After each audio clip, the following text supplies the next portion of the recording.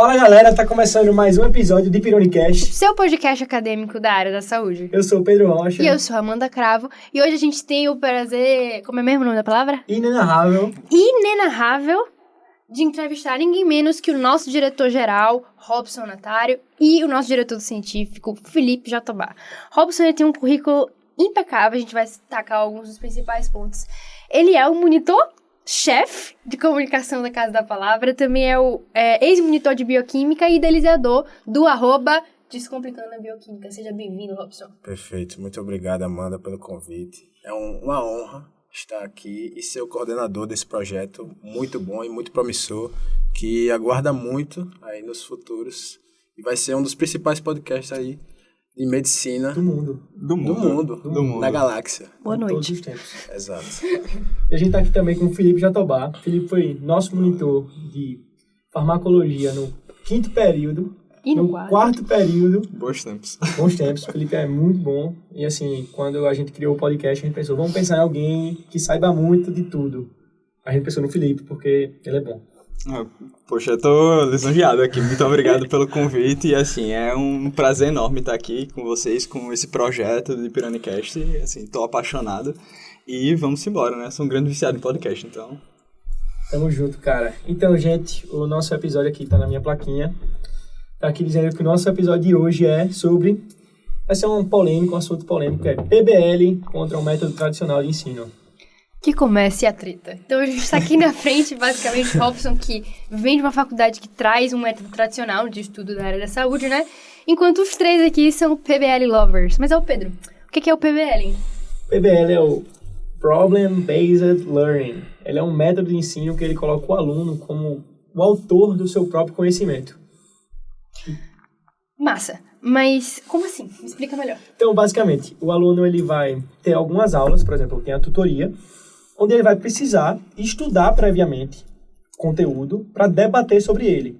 Aqui, por exemplo, na UNIT, a gente tem a abertura do problema, a gente debate sobre um assunto que a gente não viu ainda, a gente cria os objetivos que a gente quer saber sobre esse conteúdo e no final da semana, ou seja, 4, 5 dias depois, a gente vai trazer o fechamento desse problema, onde a gente vai elaborar e discutir todos os pontos que a gente estudou, que a gente discutiu na abertura, né? Que a gente estudou durante a semana. Vê só, essa ideia, né, de fazer uma metodologia diferente do que a gente vinha acostumado no ensino médio, começou por conta de uma necessidade que a galera de fora, né, da galera que cria a metodologia científica, os protocolos que a gente utiliza hoje em dia, que o profissional da área da saúde, ele precisava ser mais ativo. Então, ele não só devia saber sobre medicina, mas ele deveria saber se posicionar como médico, a discussão do caso, né? Esse posicionamento mais científico do negócio. E é por isso que as maiorias das faculdades, elas hoje optaram por aderir ao PBL. A nossa faculdade é PBL, 100% PBL na veia mesmo. Mas hoje, apesar de eu ser um grande defensor do PBL, eu tenho que manter neutro, porque a discussão é entre o Felipe e o Robson. Tentar, né? Vai ser difícil, enfim, mas vamos lá. Vamos neutro tentar só detergente, né? Exato. E a gente vai ver também que não é uma coisa tão diferente, assim, né? Esses métodos acabam se aproximando um pouco na prática, né? Quando a gente vai aplicar aquilo ali. E eu acho que vai ser muito interessante, porque como eu falei anteriormente, antes da gente começar, eu sou um verdadeiro hater, vamos dizer assim, do PBL. Eu particularmente não gosto mesmo, é uma coisa que... Quando eu entrei na faculdade, eu já procurava ver as diferenças do tradicional e do PBL para ver se eu ia integrar mesmo ao tradicional PBL, e eu vi que realmente PBL não tem cogitação. Eu não gosto. Mas quais são as suas experiências com o PBL? Então, na minha faculdade, na minha instituição que eu faço parte, eu tive algumas experiências no 4º período com semiologia e agora no 6º período com algumas matérias, por exemplo, endócrino, teve em dermato, infecto, gastro. Então, assim, a experiência que eu tive em tutoria, por exemplo, foi uma experiência assim que o pessoal não deixava você falar, não deixava você explanar o seu conhecimento. Então, ficava uma coisa bem rasa mesmo. Além disso, as discussões ficavam bem, assim, Tô fracas. aqui pra cumprir carga horária. Né? Exato, bem fracas. Só eles não pesquisavam muito, não traziam estudos, e os estudos que traziam eram bem, assim, contradiziam o que eles estavam falando. Sim. Então, realmente, a discussão em si não era rica. Eu acho que a Entendeu? diferença principal entre, por exemplo, uma faculdade que já é PBL e uma faculdade que tenta introduzir aos poucos durante o curso é essa, principalmente. Porque quando a gente entra na faculdade, por exemplo, aqui na UNIT, desde a primeira semana a gente tem tutoria. E a gente tem que trazer esse conhecimento. A gente aprende como funciona a tutoria. A gente tem uma tutoria sobre o que tutoria. é tutoria. Tá entendendo? Ou seja, eu acho que tem esse respeito e como a nossa faculdade gira em torno da tutoria, porque assim, querendo ou não, as outras aulas, elas vão ser dependentes da tutoria também. E como gira em torno dessa tutoria, eu acho que a gente respeita mais, a gente aprofunda mais no conhecimento nela.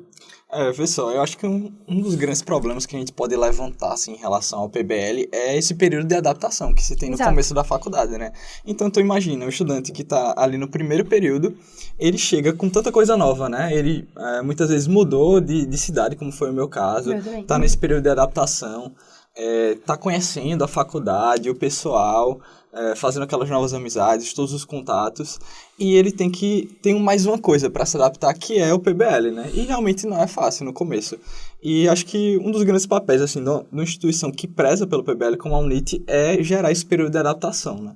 E realmente isso demora um pouco a acontecer, mas assim, depois a gente percebe o quão é interessante o PBL. Ele tem algumas vantagens muito especiais em relação ao tradicional, na minha visão. Exato. Passando um pouquinho, agora que a gente já passou, já viveu o P1, a gente já sabe como é realmente isso, é uma grande adaptação ao PBL. Eles pegam os assuntos mais básicos da medicina para realmente transformar um aluno que era um aluno mais individual em um coletivo. Isso é muito legal o que o Robson falou, né? A gente aprende ao longo das tutorias e os professores do P1 são treinados nisso. Estimulam bastante. Exato. É para que você encontre o seu lugar de fala. Então, assim, eu tenho que mostrar que eu estudei, de fato, que eu tenho conhecimento, eu tenho que estar atualizada, mas eu também tenho que respeitar a fala do outro.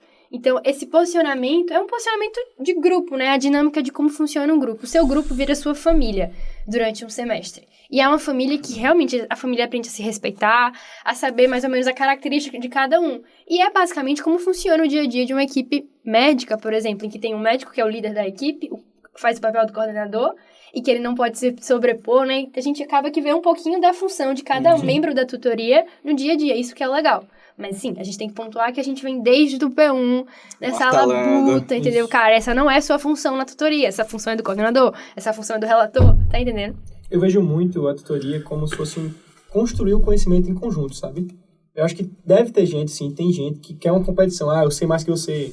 Mas é muito pouca gente aqui, pelo menos assim. Raramente a pessoa encontra alguém assim. Acho que é um conhecimento em conjunto que a gente vai construindo, debatendo o que a gente viu em casa. Que muita gente a pessoa viu uma coisa e o outro não viu outra. Eu acho que também é muito interessante a gente trazer essa temática pra cá, porque eu particularmente tô em minoria aqui. São três contra um, então não tem como... A vida é assim. A vida é assim, né? É complicado. Mas enfim, com relação ao método tradicional, as minhas experiências. Na faculdade, porque assim... De método tradicional e o PBL, todos têm seus pontos positivos e os pontos negativos, Sim, obviamente. Mas com relação ao método tradicional, eu gosto mais porque aulas expositivas eu me saio melhor, até porque o professor ele vai conseguir, principalmente aquele professor que ele dá uma aula mais sucinta, uma aula de, por exemplo, GO. Geralmente eu tenho professores que dão aula de GO em 1 hora por aí. Uma dúvida. Uma coisa bem interessante. Eu percebo que você fica falando, é dividido em bloco, né? Você tem um bloco de GO, um bloco de endócrino. Exato. E aí isso dura mais ou menos quanto tempo? Então, por exemplo, GO, vou pegar como exemplo o GO. Nós iniciamos no P5 e vamos finalizar agora no P6. Eu estou no 6º período. Então, é dividido em 2 blocos, GO1 e GO2. Então, a gente vai para os ambulatórios e também tem as práticas em laboratórios também, a inserção de DIU, por exemplo, e as próprias aulas, e é dividido nesses blocos. Eu acho que aqui, na própria UNIT, é diferente dessa forma. É um pouco diferente. Acaba sendo muito mais... Os assuntos acabam ficando muito mais diluídos na tutoria.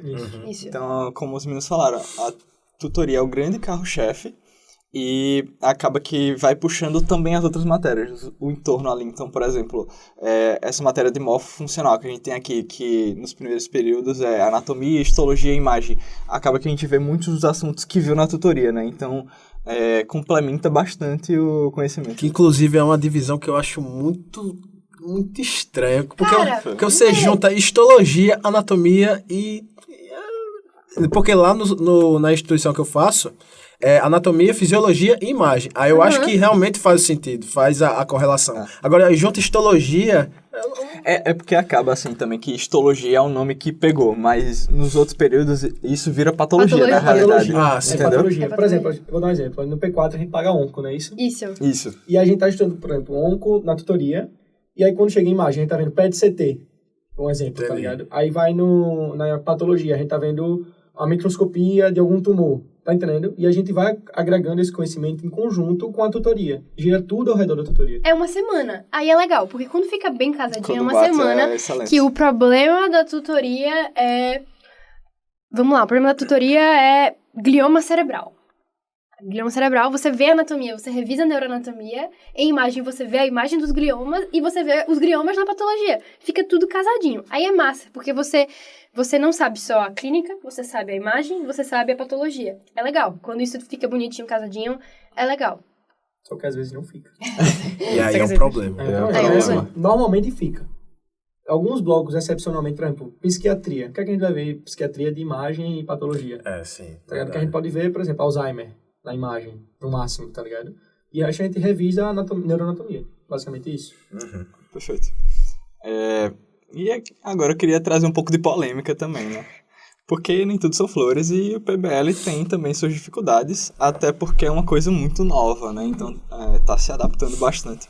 Eu tenho até um colega que ele costumava dizer que o PBL, assim, na essência, vai acontecer na próxima geração. Porque imagina, esses professores de agora, todos do tradicional, até esse período de adaptação todo, talvez a gente seja muito mais capaz no futuro de conseguir aplicar isso de uma maneira mais refinada, Exato. com mais ferramentas, né? E um dos grandes problemas que eu vejo é o seguinte, principalmente nos períodos iniciais, porque, vê só, a gente tá no começo da faculdade e aí entregam pra gente uma espécie de roteiro do que a gente tem que saber ali, ou então os objetivos da própria tutoria que a gente constrói junto, né? Pô, até onde que eu vou aqui?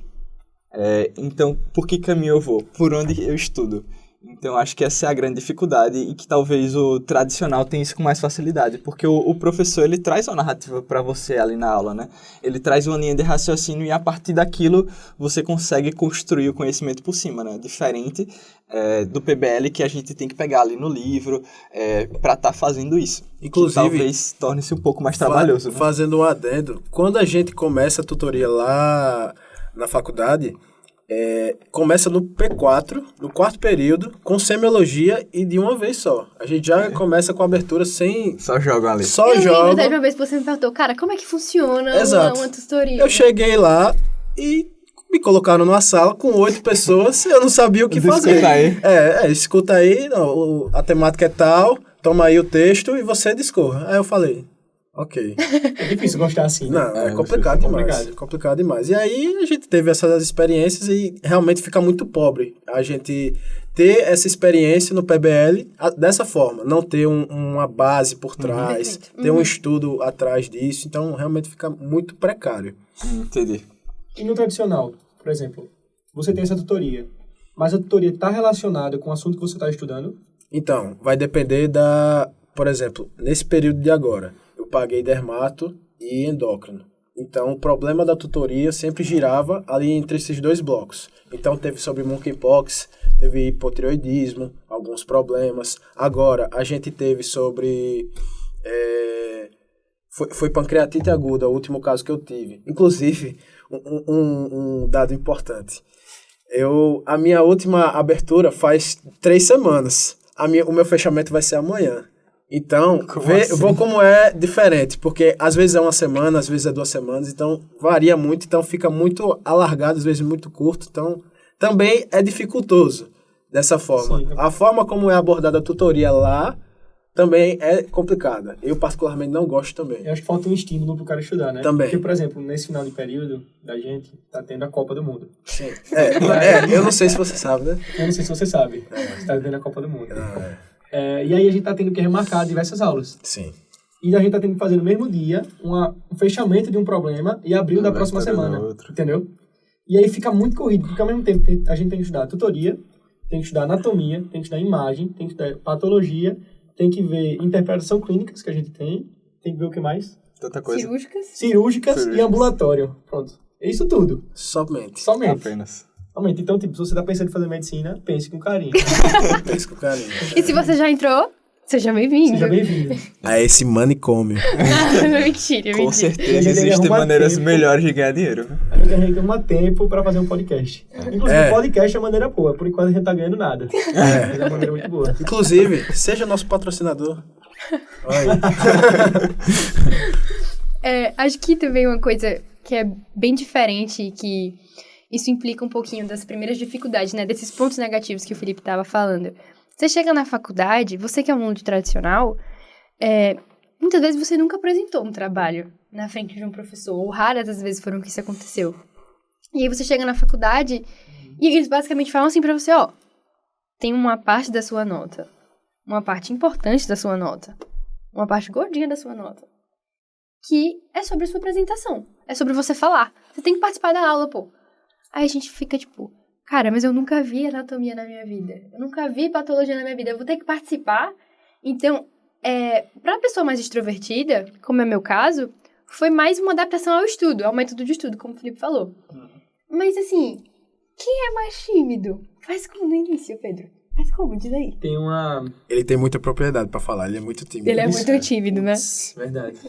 É o seguinte, eu lembro até hoje, primeira aula de anatomia com o Albérico, o professor Albérico, primeiro período. Acho que todo mundo aqui conhece. Você conhece? Não. Não conhece?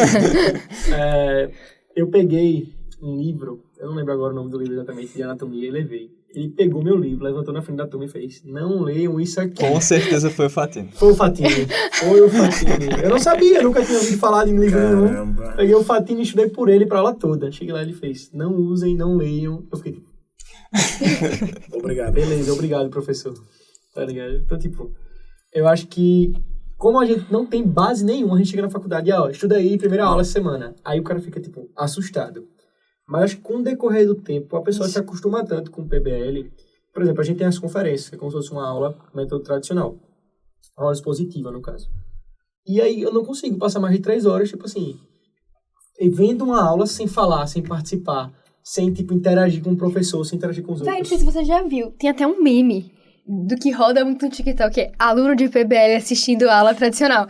Aí os alunos estão, tipo, fazendo as unhas, estão, tipo assim, em outra dimensão, vendo o jogo da Copa, entendeu? Tipo, realmente, a gente fica com essa dificuldade de quando não é uma aula que estimula a gente a participar, ou, tipo assim, a maioria das nossas aulas funcionam assim, eles botam um caso clínico do que a gente tá vendo, discute quais são as suas hipóteses. Cara, a cara dos alunos é outra. Todo mundo fica ali preparado para discutir. A gente quer isso. E quando a aula é uma aula que fica ali estimulando a gente a falar, são as melhores aulas, né? São as melhores aulas.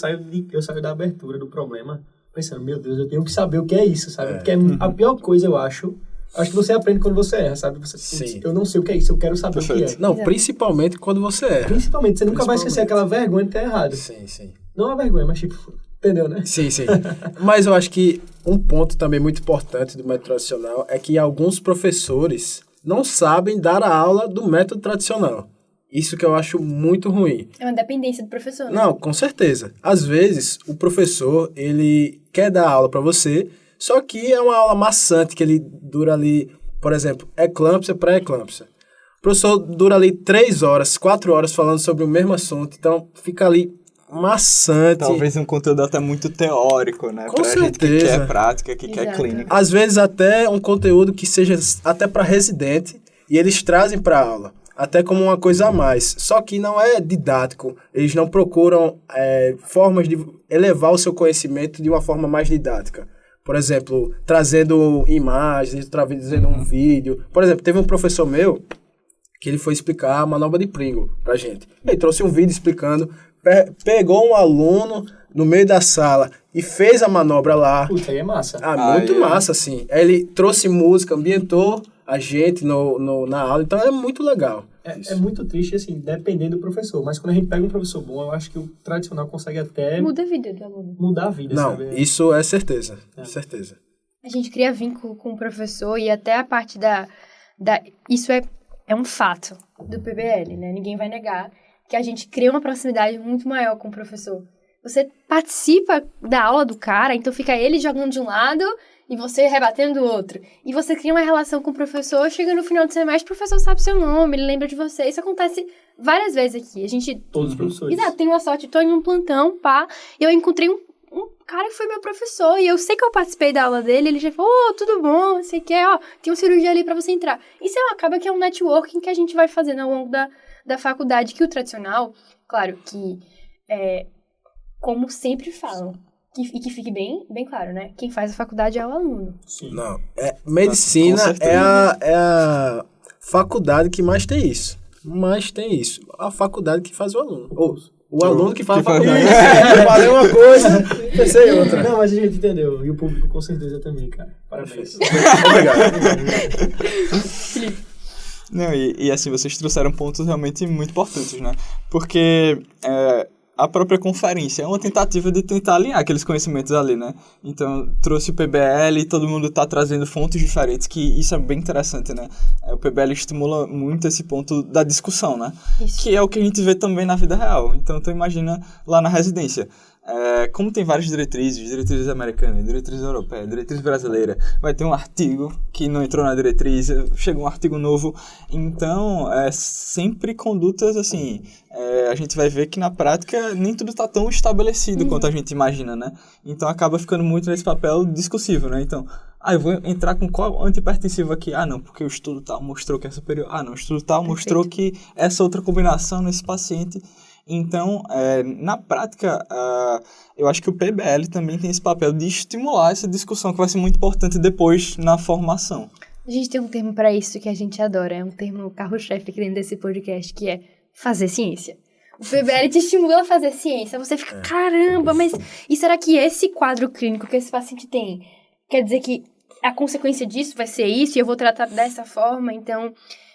eu acho que muitos de nós... Que vai ser muito importante ali na frente, né? Muito! A gente entrou na faculdade, eu assistia Dr. House, que fazia um Sherlock Holmes médico, cara. Legal. E aí você vê esse negócio e você fala, eu quero fazer isso, eu quero brincar de ser Sherlock Holmes. Aí você chega na tutoria e você faz exatamente isso. Muito bom. Você brinca de Sherlock Holmes, você sai da tutoria assim, caramba. É tutor dependente? Algumas vezes. É grupo dependente? Algumas vezes Outro também. ponto importante. Mas o aluno faz a diferença. Uma pessoa estimulada na tutoria, ela consegue estimular os demais também. Eu dei sorte de sempre pegar uma tutoria, assim, tinha gente interessada em construir conteúdo com você, construir um assunto com você, sabe?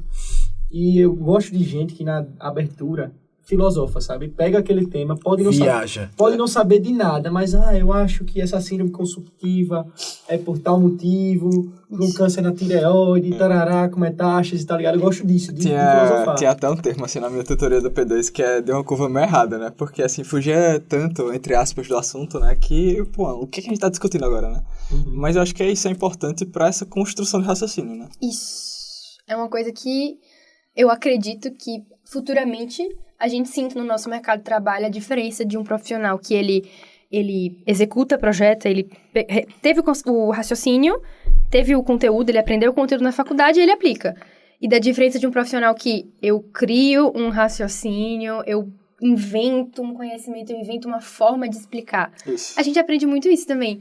A falar o conteúdo, a conseguir debater da melhor forma. Então, acaba que tem uma parte de fala também, né? Oratória, esse posicionamento. Isso, assim, não que o tradicional também seja inferior aos outros métodos, não. né? Como a gente falou, muito do que se faz na faculdade é o próprio estudante. Mas, assim, a gente acredita que esses pontos talvez sejam mais estimulados dentro da metodologia.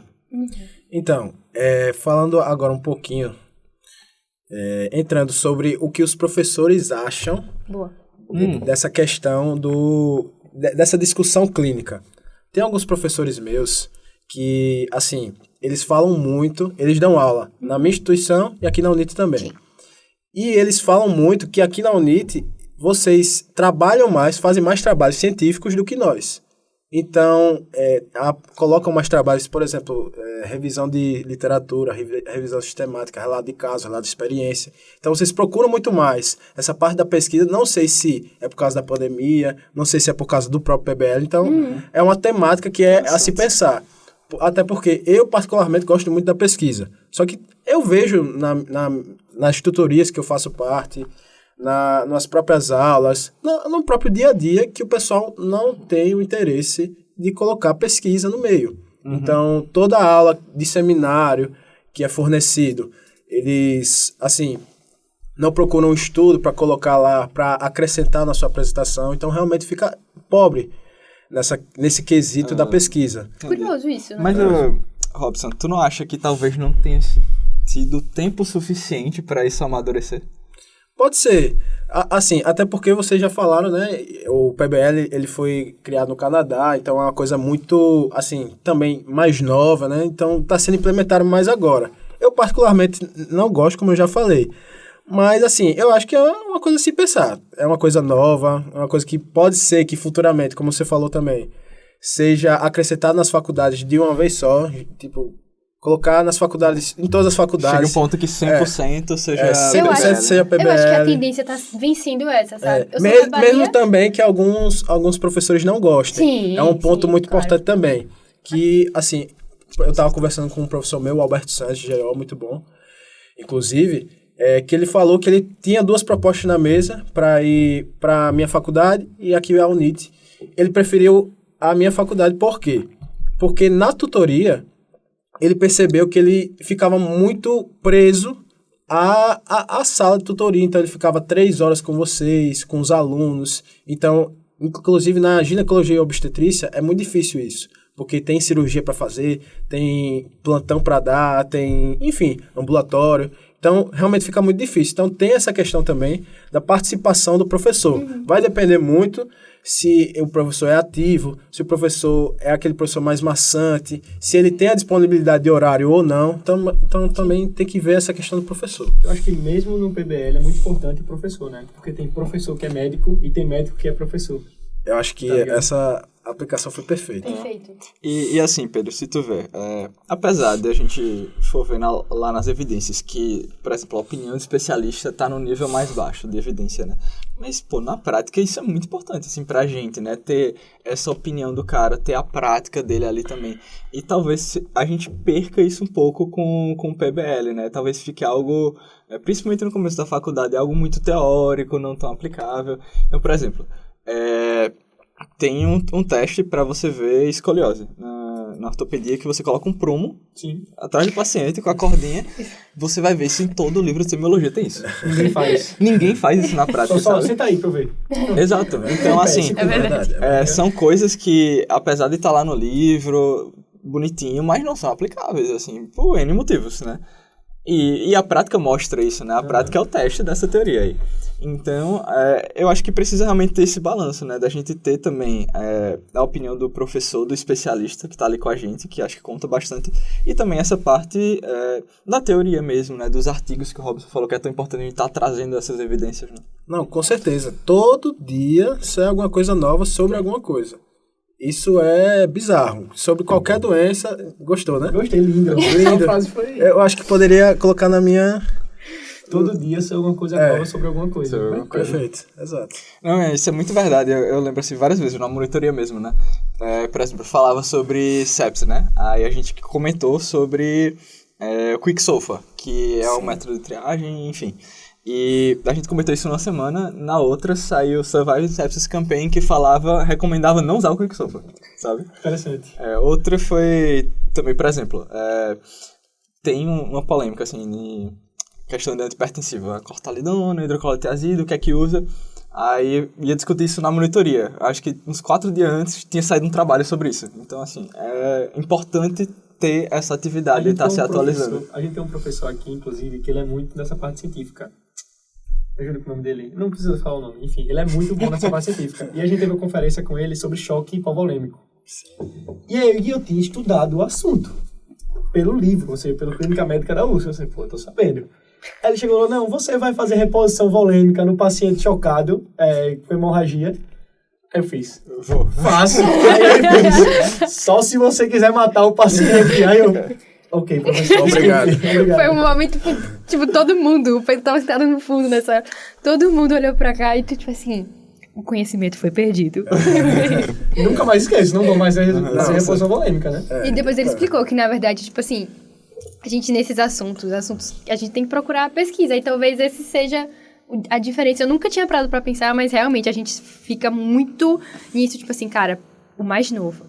vai no up-to-date, olha o que foi lançado, procura, vai no artigo. Então, assim, acaba que realmente, desde o início da faculdade, a gente vem nesse pensamento de que você tem que procurar o mais recente pra discutir. Porque se você tiver na tutoria, trouxe informação velha, não pega bem pra você, sabe? Eu acho muito interessante isso que a Amanda falou, porque eu estava num ambulatório de gastro e um professor meu, ele falou que tinha estudado um dia antes sobre alguns artigos relacionados a chás. Algo bem interessante. Sim. E chegou uma paciente para a gente atender que usava, por exemplo, era chá de boldo. E ele viu que algum desses chás, inclusive o de boldo, não sei se já mudou ou se ainda permanece, mas eram hepatotóxicos. Então você vê a prevalência de você estar ali estudando e tudo mais. Hepatotóxico? Chá de boldo? Tem alguns chás, não sei todos, mas pode ter mudado. Não, pô, confio. Perfeito. Fonte, confio. Mas que eram hepatotóxicos. Eu acho que um deles que não era camomila. E tinha outro também, mas enfim. Não precisa lembrar que a nossa podcast não é sobre chá hoje, né? Inclusive, não é chá. Não é chá. Até, apesar de muita gente negar, a medicina é uma ciência, né? E a gente tem que estar sempre pesquisando e se atualizando. Que não é exata. Que não é exata. Na maioria das vezes. Aí acho que a gente pode trazer esse ponto, né, assim, para tentar resumir um pouco a discussão, de que independente se você é do tradicional, se você é do PBL, ele tá se atualizando e, assim, acho que principalmente saber de onde tá vindo suas condutas, né, não é um profissional que vai dizer, faça isso, não, você tem que saber, essa conduta veio da diretriz tal, então, essa conduta veio do artigo tal, e saber o quão confiável é aquela informação. Perfeito. Tem um professor aqui que fala muito isso, não foi o professor X que disse isso, é a literatura tal que tá falando isso. Então, a gente acaba que tem essa mania, né? Pô, eu tirei isso da onde? Cara, resumindo aqui no geral, você tem que ser ativo no seu conhecimento, seja no PBL, seja no tradicional. Acho que isso aqui ficou claro na nossa discussão hoje. Tem alguns pontos da diferença desse tradicional, do PBL, a forma de estudo, como você vai se portar durante as aulas, que realmente, eu acho que no final das contas, cabe a você escolher o que é melhor, o que se adapta melhor à sua personalidade. Dá pra você estudar, tem evidência dos dois tipos de estudo diferentes quando você for escolher a sua faculdade, porque acho que entrar numa faculdade que é tradicional, você tem que saber o que te espera lá no ensino da área de saúde, assim como entrar numa faculdade PBL. Cara, o que tá te esperando é isso, é você ser ativo no seu conhecimento, é você de fato buscar e de você participar muito da construção do seu estudo, né? Acho que essas são as principais diferenças, os dois têm pontos negativos, né? Independente da faculdade que você entra, você vai ter que estudar muito. A verdade é essa. A verdade é essa. Só assim, fazendo mais um comentário. Eu tive a oportunidade de falar com o Guilherme Lepski, que ele é neurocirurgião. E assim, ele me passou uma informação que eu realmente não sabia. Eu perguntei, professor, é verdade que o pessoal que estuda na USP, porque ele dá aula na USP também, o pessoal que estuda na USP tem mais preferência para permanecer na residência? Ele falou, não tem essa preferência. Até porque tem alguns estudantes, vários estudantes de faculdades, por exemplo, do Nordeste, do Norte, do Centro-Oeste, enfim, que são bem mais capacitados que os próprios alunos da USP. Então, muitas vezes, esse cidadão, ele entra pelo vestibular da USP, acha que é o bambambam, e na verdade temos alunos aqui no próprio Nordeste, na própria UNIT e em outras faculdades, que são muito melhores. Então, é o que a Amanda já tinha falado no começo. Quem faz a faculdade é o aluno. Então, medicina é o curso mais autodidata que existe na história. Então, não tem como o aluno ele não estar preparado para o mercado de trabalho dessa forma. E acho que assim, a gente entra em outro ponto aí, que eu acho que é, assim, para mim é a maior vantagem do PBL, que é esse pós-faculdade. Porque tem um momento muito crítico, né? Porque você já começa a trabalhar e você, entre aspas, né? Você perde seus professores ali. Então é diferente, né? Você discute com um colega, você com seu staff, por exemplo, é outra postura do aluno para o professor, né? Então eu acho que o PBL consegue te amadurecer mais, talvez eu esteja errado, talvez seja só uma impressão, mas que consegue te amadurecer mais para esse momento, para você ser mais autossuficiente, para quando você for médico você conseguir se atualizar. E agora a gente vai falar um pouquinho mais sobre o método tradicional. Robson, o que é que você acha que mais agrega você nesse método?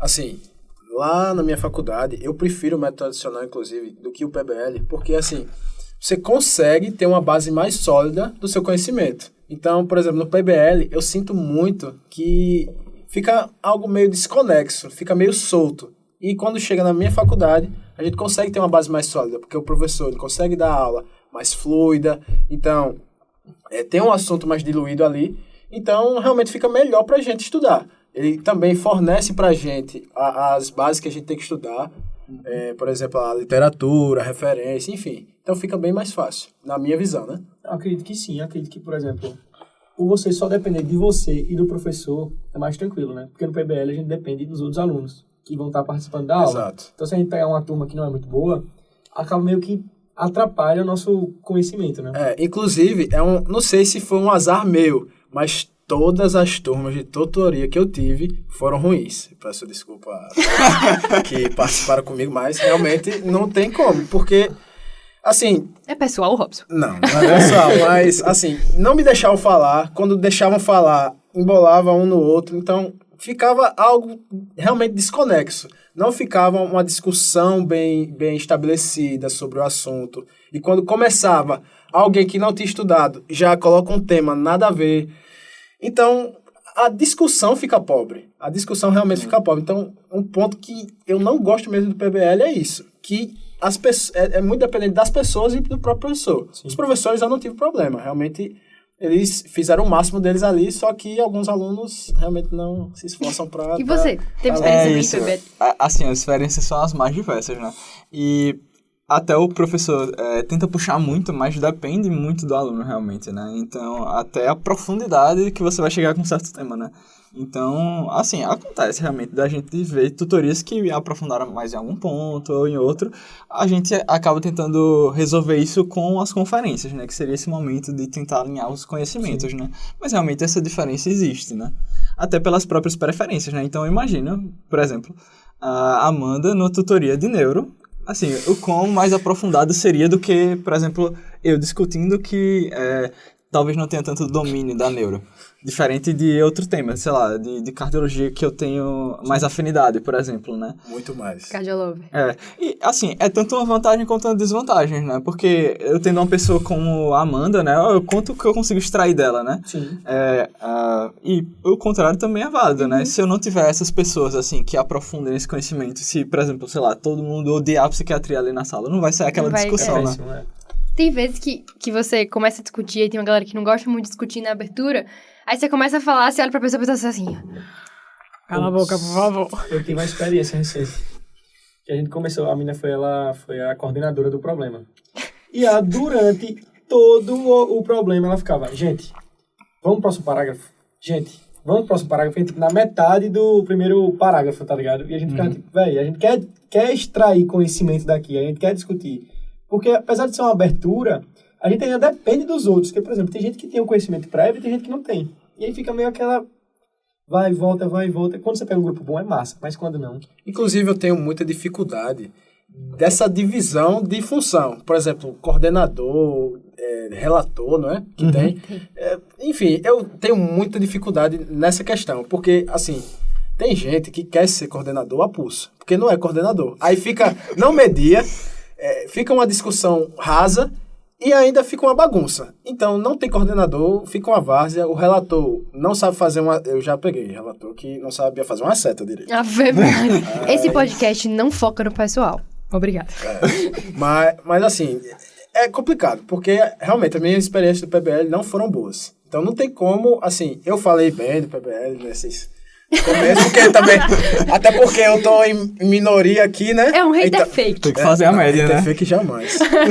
Mas, assim, é complicado realmente ter o PBL ter pra mim um método de estudo válido, porque não é do meu dia a dia, eu não gosto. Realmente não gosto. E essa divisão também não me auxilia muito. Eu já fui relator e já fui coordenador.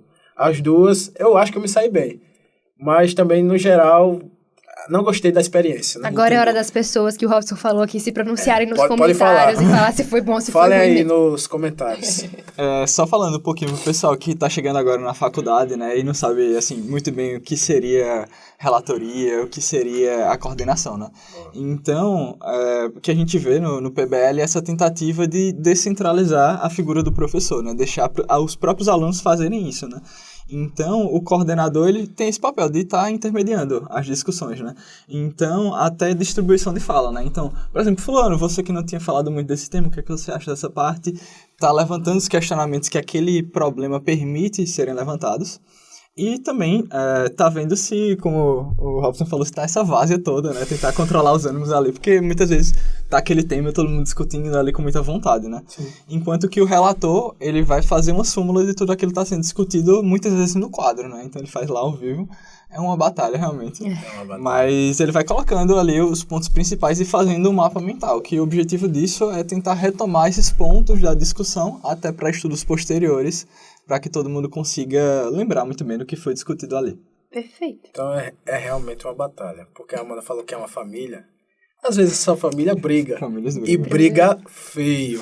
Já E dá problema. Com certeza. E teve vários BOs lá na tutoria que teve briga mesmo, discussão. E por causa de um diagnóstico. Não, eu acho que é hipotireoidismo subclínico. Não, mas não é hipotireoidismo subclínico. É hipotireoidismo tal. Só que, bicho, calma. Nós somos da mesma classe, estudante de medicina, não é... Ninguém é melhor que ninguém, tenha calma. Competição, né? Não, é bizarro isso, bizarro. Eu acho que é até uma forma de estimular essa maturidade da discussão, né? Então, por exemplo, o Pedro trouxe essa informação, eu não concordo, mas por que eu não concordo, né? Eu não posso só chegar e você tá errado. Não tem que chegar, Pedro. Como profissional, faria, né? Então, Pedro, meu colega de profissão que tá ali... Futuro doutor Pedro, olha, eu acho que essa informação aí tá errada porque saiu na diretriz ou saiu no artigo que fala informação diferente. Então vamos repensar isso aí. Tem um pouco de tato também quando for abordar os colegas. Com certeza. É legal isso que o Felipe colocou, porque realmente ao longo da faculdade a gente percebe a mudança do nosso vocabulário com isso. Né? Tipo assim, eu não concordo em... Eu vi diferente, eu vi por um outro ponto de vista. É o famoso, eu vi que... Eu vi que... Eita, eu vi um pouco diferente. Nada a ver. Não concordo. Um ponto muito legal pra gente puxar também, pra você que tá entrando... Pra gente puxar também, pra você que tá entrando na faculdade agora, tempo de estudo. Acho que quem sai do vestibular fica com aquela dúvida. Eu vou ter que passar 24 horas estudando do meu dia, eu vou passar 12 horas estudando. Vamos para as diferenças. PBL, qual o tempo de estudo? Tradicional, qual o tempo de estudo? Pode começar, Fê. Então, realmente, assim, o PBL, a questão é esse início, né? Esse start do conhecimento, né? Que como no tradicional a gente tem um professor, isso acaba agilizando um pouco. O que na prática muitas vezes acontece, que eu faço também. Por exemplo, eu vou estudar algum assunto, eu pegar uma videoaula, que é um método tradicional, e já começar a estudar por essa videoaula. Porque, assim, a narrativa que aquele professor traz é muito mais interessante pra gente entrar no assunto. Diferente do livro, porque, assim, entendam, o livro não foi feito pro PBL, a realidade é essa. O livro é do tradicional, então ele vai pegar a introdução. Aí, por exemplo, diagnóstico diferencial. O livro vai pegar diagnóstico diferencial, isso. Isso não é nem um pouco didático, né? E o professor ele vai trazer, olha, a gente tem que avaliar isso no paciente, porque isso pode levantar esse diagnóstico diferencial. Perfeito. Então, assim, a visão é outra. Então, eu costumo fazer assim, pegar alguma videoaula de algum professor que é muito bom naquele tema, assistir aquela videoaula, por exemplo, e a partir disso construir o conhecimento também com up-to-date, com os artigos. Então, como eu tinha falado no começo, na prática a gente vê que esses métodos se complementam também, né? Inclusive, uma coisa que eu recomendo muito para quem está começando é assinar o Sonaflix, né? Que a gente vai ter lá videoaula, vai ter questão, vai ter conteúdo escrito. A gente tá sendo patrocinado, Pedro? Putz, ainda não, mas Sonaflix, por Fica a favor, dica. Fica a dica. Fica a dica. E assim, tem outros plataformas de ensino também, com vídeo, com questão. Isso. Assim, é sempre importante a gente procurar uma fonte mais Confiável. Né? Eu acho confiável o Sonaflix, mas é sempre importante dar uma olhada no up-to-date, sabe? E olhando em outros cantos, mas... E assim, que fique bem claro isso, né? Você não vai ter todo o conhecimento que você precisa só com a aula. A aula é para iniciar, dar o start, né? Perfeito. Eu acho que, inclusive, é algo que eu prefiro do tradicional. Essa questão de extrair da aula, que você acabou perfeito. de falar agora. Então, meu método de estudo, com relação ao tradicional, que eu acho até melhor. Na tutoria, vocês têm essa na tutoria não. No PBL, vocês têm essa parte da tutoria que vocês têm acoplado aqui na faculdade. E aí vocês têm que migrar, como o Felipe faz, pro tradicional, que aí você vai ler os livros, as referências bibliográficas, até YouTube, alguma videoaula que é de um professor muito bom. E eu a minha facilidade eu já estou no tradicional, não preciso migrar para outro método de estudo. Então, eu mantenho ali num eixo fixo, que seria o tradicional. Então, da mesma forma que o Felipe, só que um pouquinho, assim, diferente. A ordem muda um pouco, né? Eu estudo por videoaulas, vejo as referências bibliográficas e, em sequência, já aplico nas questões. Que eu acho que, principalmente, questão de residência. Até porque, período que vem, eu já vou começar os meus estudos da residência, bem embrionário, né? Obviamente, sétimo período. Mas já é bom iniciar, porque, assim... Você já cria uma base, você já cria até uma rotina, né? Uma rotina de estudo, um vínculo com aquelas questões. Você vê que muitas questões se repetem nas provas de residência. Perfeito. Até como prova de vestibular. É como se fosse um vestibular mesmo, só que para residentes, para acadêmicos, no caso. E mais ou menos quanto tempo você leva nesse método assim, né? Então, aí eu divido em semanas. No caso, a minha primeira semana vai ser de estudo, de videoaulas. A segunda, aí eu já mesclo para referência bibliográfica e em sequência eu vou para as questões. Então, realmente fica bem melhor para mim, para eu fixar o conteúdo. Em sequência, eu só vou consolidar aquilo que foi dado na aula. Então, eu não preciso reapresentar de novo na tutoria, no fechamento, enfim. Eu prefiro, porque não fica algo repetitivo na minha visão. Perfeito. Então, eu vou discordar um pouco, trazer um pouco de polêmica aqui. Foi uma coisa que o Pedro trouxe no começo da discussão, né? Que eu acho que, assim, muito válida, né? A gente viu que mudava um pouco a ordem, né? Se você for pegar a videoaula para estudar, para começar, né? Mas, vê só, a gente vai na tutoria e tem um problema, né? E quando a gente tem um problema, é diferente do professor estar falando, não, você tem que estudar isso. É a gente que é protagonista nesse sentido, né? Então, olha, esses são os objetivos da tutoria que a gente constrói, né? A gente faz as perguntas daquele problema, né? Então, é uma coisa um pouquinho assim de sociologia, de filosofia, em relação a essa motivação do conhecimento, né? Tem um vídeo muito bom do Vsauce, canal excepcional, que ele traz um experimento que eles colocam... Vsauce, que é... I speak English, my friend. Que ele traz, assim, um experimento durante o vídeo, que ele pega grupos de crianças, né? Um grupo, ele deixa elas desenhando, como elas quiserem, né? Que é uma coisa que elas gostam de fazer. E o outro grupo, ela coloca as crianças, não, desenhe isso por não sei quanto tempo. E aquela história do hobby, por exemplo, né? Se você tem um hobby e você torna aquilo algo profissional, por exemplo, você tem essa obrigação, né? Então, vejam que são dois interesses diferentes. Tem um interesse genuíno daquilo e um interesse, entre aspas, artificial, que é alguém falando, faça isso. E, assim, na minha concepção, esse interesse genuíno tem muito mais poder de motivar o aluno a ir atrás daquele conhecimento. Muito. Acho que quando a gente abre um problema na tutoria, a gente fica interessado em ir atrás disso. E ir atrás. Acho que, assim, apesar de tudo isso, o método tradicional também, querendo ou não, facilita um pouco a consulta do conhecimento, sabe? Porque, por exemplo, eu chego numa aula, o professor lá, doutor fulano de tal, especializado na USP em tal assunto, e chega lá e dá uma aula, assim... Fora de série, né? Dos sonhos sobre aquilo. E você fica, meu Deus... Só vou fazer questão agora. E assim, Pedro, muitas vezes, até pela rotina, é um conhecimento que eu não ia chegar sozinho. Isso é muito realidade. Né? Então, assim, essa figura do professor é importante no PBL, mais importante ainda no tradicional. Não, com certeza. E se o professor der uma excelente aula, você não precisa nem, por exemplo, às vezes, por exemplo, tive aula agora sobre diabetes, agora não, diabetes gestacional, que vai cair na minha prova de amanhã.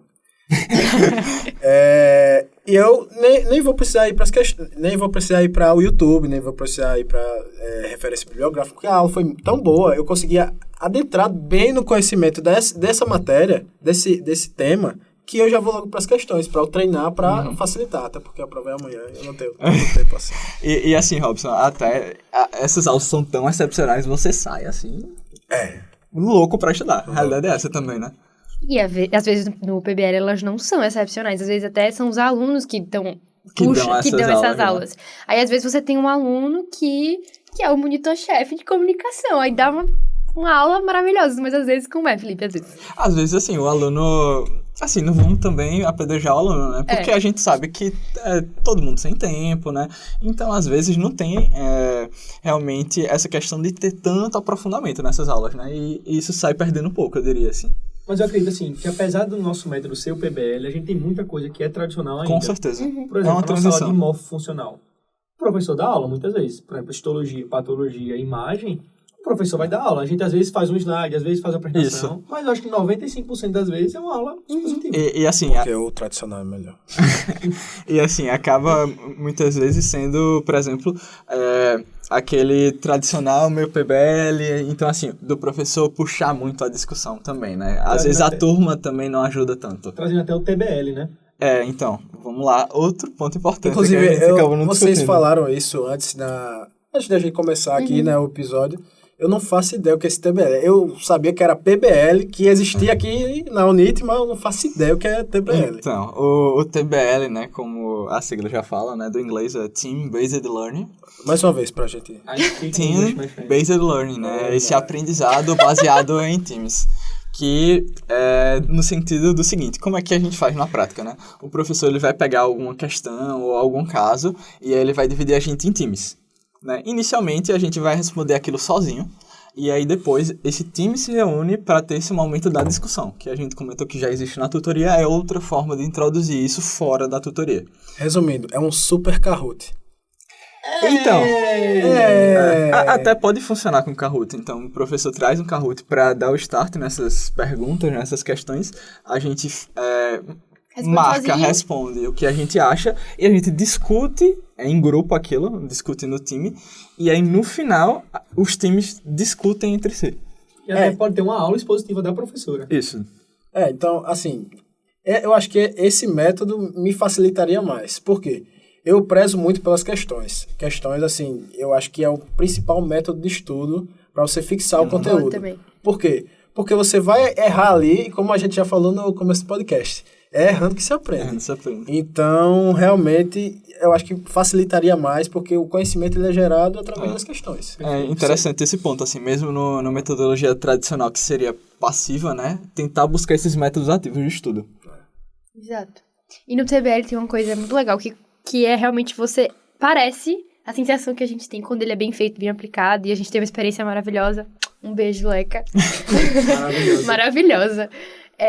Parece que a gente tá... A sensação que a gente tem é que a gente tá na frente de um paciente, num hospital, e que são seus amigos médicos discutindo o caso com você. Tá ali no round, né? Exato. E você tem que defender... Não, mas eu marquei essa letra aí, gente, mas é por conta disso, disso, disso, disso. Aí, você olhava eu e a Bárbara, que era do meu grupo de TBL, cara, não faz ciência. Era muito legal, muito legal. E uma coisa que até a professora faz, o professor, ele vai fazer o seguinte, ele vai pedir para o aluno ler a questão, lê aí, Pedro, lê a primeira questão. Aí eu vou ler a primeira questão, vou ler A, B, C, D e E. Aí ela vai falar, Pedro, por que não é a letra A? Aí eu tenho que explicar por que não é a letra A, na frente da turma toda. Por que não é a letra B? Aí essa questão, a primeira questão é toda minha, com a ajuda, obviamente, do meu time, né? Uhum.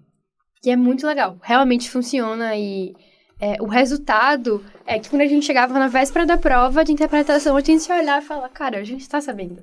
A gente fez questão, a gente teve uma aula depois maravilhosa também, e a gente discutiu entre a gente, o grupo, um contribuindo com o outro.